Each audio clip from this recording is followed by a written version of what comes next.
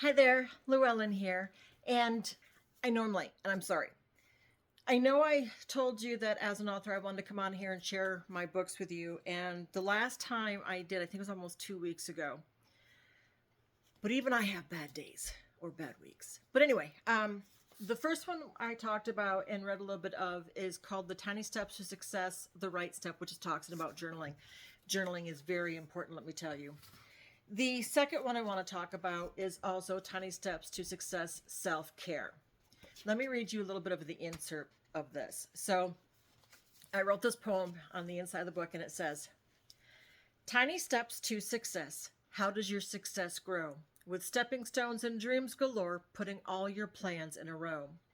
Tiny steps to success is the way you want to go, eating fruits and vegetables fresh from the garden as they grow.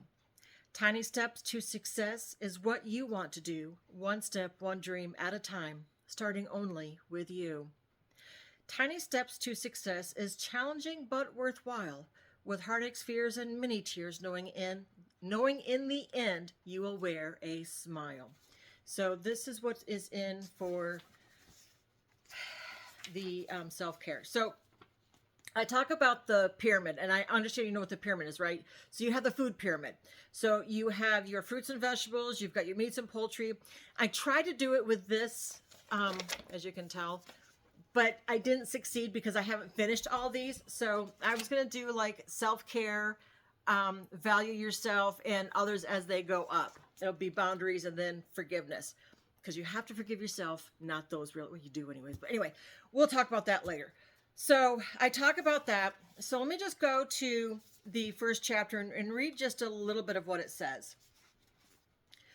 Eating healthy. How is eating healthy part of self-care? Good nutrition is self-care because your relationship with food has the ability to create a better sense of balance in your life. Good nutrition and self-care does not mean dieting. It means to give your body the proper fuel it needs. So remember the pyramid in the beginning of the book, right? And giving your body the basic things in order to function, which of course is food. I read that the more colorful your food, the better your mood is. For instance, frozen beets in a smoothie or stew, some fruit for your oatmeal, not me, but whatever, or make rice with purple cauliflower. These are a few ideas to enrich your diet with fruits and veggies to help the feelings of well-being. I have to say I'm not a vegetable person, but I did my research. Just because I don't do it doesn't mean that others don't like vegetables, right? So, and I talk about this. I says, I had the gastric bypass surgery a few years back, and one of the things I learned was to eat often. I was told to eat at least 1 cup of cottage cheese with fruit for a mid-morning snack. Basically, you want high protein and then like a fiber for a snack, right? Potentially, I was eating like 6 to 8 times or more a day. They say that eating regularly will keep your metabolism going so that you won't feel groggy, hangry, fatigue, have brain fog, or low energy.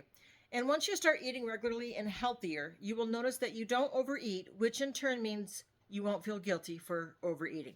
It goes on from there. But this is about self-care. Now, if this or The Right Step is something that you might be interested in, you can find them on Amazon. Just put in my name, Llewellyn Bissell, and you can find it. Now, the next video I will make on these books, I don't say it's going to be in order, because nothing I do is in order anymore. I'm going to talk about another book, which is part of the Tiny Steps to Success series. So let me know if you liked it. Let me know if you have any questions. And remember, you're not alone. No matter what you go through, you're not alone. There are others out there that have probably gone through something similar that can help you along. Remember, God loves you, and so do I.